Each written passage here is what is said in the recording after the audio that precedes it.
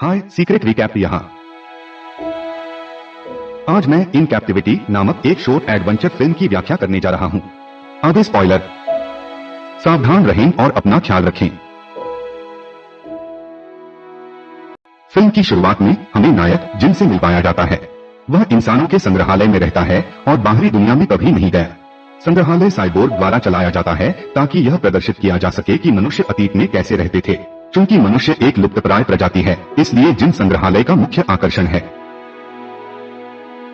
उनका अपार्टमेंट छोटा है और इसमें केवल 3 कमरे हैं, एक शयनकक्ष, स्नानघर और लिविंग एरिया है। प्राकृतिक मानव आवास को दोहराने के लिए सीढ़ियां हैं, लेकिन सीढ़ियां कहीं नहीं जाती हैं। नकली खिड़कियों और दरवाजों की तरह घर में ज्यादातर चीजें नकली हैं, सिवाय इसके कि वह टीवी जिसे जिन रोज देखना पसंद करते हैं। शुरुआती दृश्य में जिन एक टीवी शो देख रहा है जिसे वह उनके लिए हर शब्द जानता है। फिल्म में परिदृश्य यह है कि मनुष्य वास्तविक जीवन में कैसे बातचीत करते हैं। साइबोर्ग जानबूझकर उसे विशिष्ट शो देखने के लिए कहते हैं ताकि वह सीख सके कि मानव पुरुष कैसे होते हैं और महिलाओं के आसपास कैसे कार्य करना चाहिए। जिन अनाज का एक पैकेट भी खा रहा है जिसके अंदर उसे एक दुर्लभ खिलौना पुरस्कार मिलता है। वह जो गंदगी करता है उसकी परवाह न करते हुए वह उत्साह से उसके अनाज पुरस्कार शेल्फ की ओर दौड़ता है जिसे वह प्रस्तुत करने के लिए उपयोग करता है। वह जिसे पाता है उसे वह सबसे ऊपर रखता है और उसे मुंह से देखता है। यह स्पष्ट है कि अनाज उसका दैनिक भोजन है और वह पुरस्कार एकत्र करना पसंद करता है। उन्हें इकट्ठा करना और टीवी देखना उनका एकमात्र शौक है। हर दिन एक साइबोर्ग संग्रहालय गाइड उन्हें दिखाने के लिए संग्रहालय पर्यटक साइबोर्ग का एक समूह लाता है। वे रोजमर्रा के मानव उपकरण क्षेत्र को देखकर शुरू करते हैं, जहां टोस्टर, ट्रैफिक शंकु, टॉय ट्रेन, लावा लैंप और अन्य रोजमर्रा की चीजों का प्रदर्शन किया जाता है। लेकिन निश्चित रूप से संग्रहालय के आकर्षण का केंद्र जिन है। पर्यटक उसे उसके अपार्टमेंट में कांच की खिड़की से देखते हैं। गाइड उसे कैद में उठाए गए एकमात्र इंसान के रूप में पेश करता है। साइबोर्ग इतिहासकारों ने उस निवास स्थान को दोहराने की कोशिश की है जिसमें मनुष्य रहते थे। जैसे ही पर्यटक जिनको उसके घर में देखते हैं वह उन्हें थम्स अप देता है। वह अजनबियों के बारे में शिकायत नहीं करता है, न ही वह उसकी निजता पर हमला करता है, क्योंकि वह एहसास नहीं करता है कि उसे कैद में रखा जा रहा है। जिन ने हमेशा सोचा है कि उसका जीवन ऐसा ही होना चाहिए।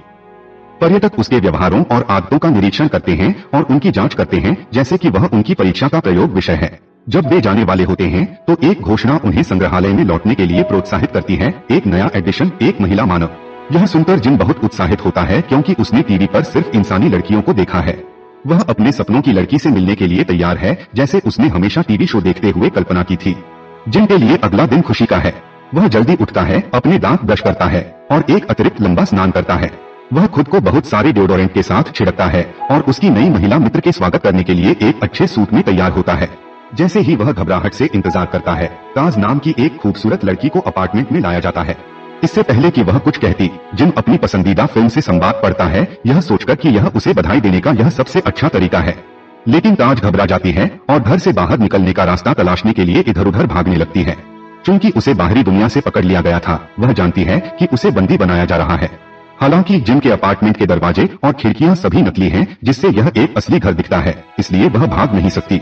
कैज बाहर निकलने का रास्ता खोजने के लिए बेडरूम में जाती है। वहाँ केवल उसे गुलाब के पंखुड़ी से सजा हुआ बिस्तर दिखाई देता है। जिनने उसके आगमन के लिए कुछ योजनाएं तैयार की थीं, उसने कोई फिल्मी से सामाजिक कौशल नहीं सीखा है, लेकिन जानती है कि संभोग क्या है। काज अंत में साइबोर्ग को खिड़कियों से देखती है और एक दीवार के पीछे छिप जाती है। जिन पहली बार अपना परिचय देता है, जिससे कैज को एहसास होता है कि वह भी एक इंसान है। वह उससे पूछती है कि क्या वह बाहर निकलने का रास्ता जानता है, लेकिन जिन उलझन में है कि वह क्यों उसे छोड़ने के लिए चाहती है। उनका दावा है कि उनके पास अपार्टमेंट में एक विस्तार योग्य सोफे की तरह सभी अद्भुत चीजें हैं और उस पर 5 से अधिक चैनलों वाला टीवी है। यहाँ तक कि उन्हें हर दिन असीमित मानात भोजन और एनर्जी ड्रिंक भी मिलते हैं। ताज अद्भुत चीजों के अपने संस्करण से प्रभावित नहीं है। वह रोती है और जिन उसे गुलाब देकर सांत्वना देने की कोशिश करता है। रात के खाने के समय जिम और कैस खाने के लिए बैठते हैं। जिन एक ओवन में उसके लिए एक कृत्रिम भोजन गर्म करता है और खाना शुरू कर देता है, लेकिन कैस को खाने की गंध से घृणा होती है। जिनको इसका आनंद लेते हुए देखकर वह उससे पूछती है कि क्या वह कभी बाहर गया है। जब वह जवाब नहीं देता है तो वह उसे खाने को सूंघने के लिए कहती है, लेकिन जिन फिर भी नहीं जानता वह क्या साबित करने की कोशिश कर रही है। कैस साइबोर्ग को शाप देती है, जो अभी भी उन्हें माइक्रोस्कोप के तहत बैक्टीरिया की तरह देख रहे हैं। वह वापस जिन के पास जाती है और उसे समझाती है कि इनमें से कोई भी वास्तविक नहीं है। भोजन का स्वाद वैसा नहीं होता जैसा उसे स्वाद लेना चाहिए। सीढ़ियां कहीं नहीं जाती हैं और सामने का दरवाजा 4 इंच से ज्यादा नहीं खुलता है।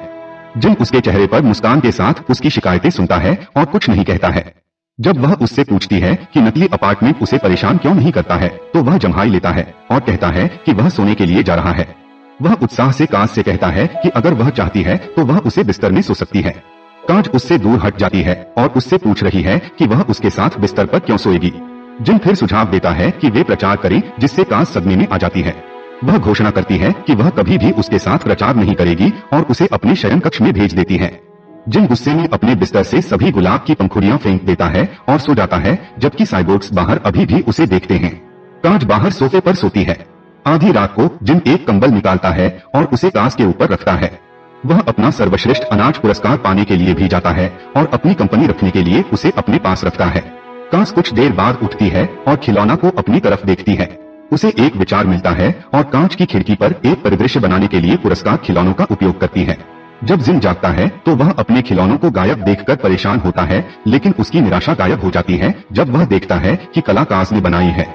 वह उसे बताती है कि कांच पर दृश्य उसका घर है, लेकिन जिन अभी भी दावा करता है कि अपार्टमेंट अब उसका घर है। वह शांति से उसे समझाती है कि इंसानों को साइबोर्ग के साथ नहीं रहना चाहिए, उनका घर बाहर है। अगले दिन नाश्ते के समय जिन एक पौधे का उपयोग करके साइबोर्ग से छिप जाता है। फिर वह चुपके से कांच को बताता है कि अपार्टमेंट से बाहर निकलने का एक रास्ता है। हर कुछ दिनों में एक गाड़ी वाला परिचारक मुख्य द्वार से आता है। कैस बिना जाने गाड़ी के अंदर छिप सकती है और बाहर जा सकती है, लेकिन गाड़ी में केवल एक व्यक्ति के लिए जगह है, जिन संग्रहालय में ही अटका रहेगा। कैस चिंतित रूप से उससे कहती है कि वह यहाँ नहीं रहेगा, लेकिन जिन का दावा है कि वह यहाँ खुश और संतुष्ट है।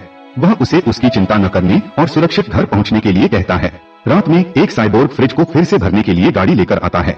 कैस सावधानी से गाड़ी के अंदर जाती है और बिना किसी को जाने बाहर ले जाया जाता है। अगले दिन पर्यवेक्षक साइबोर्ग ने जिन से पूछा कि क्या वह जानता है कि महिला मानव कहाँ है, लेकिन जिनका कहना है कि वह नहीं जानता है। अगले संग्रहालय दौरे में टूर गाइड ने साइबोर्ग के एक समूह को जिन से मिलवाया। हालांकि जब सोफे इधर उधर घूमता है तो वे देखते हैं कि जिन ने उसमें एक साइबोर्ग बांध दिया है और भाग निकले हैं।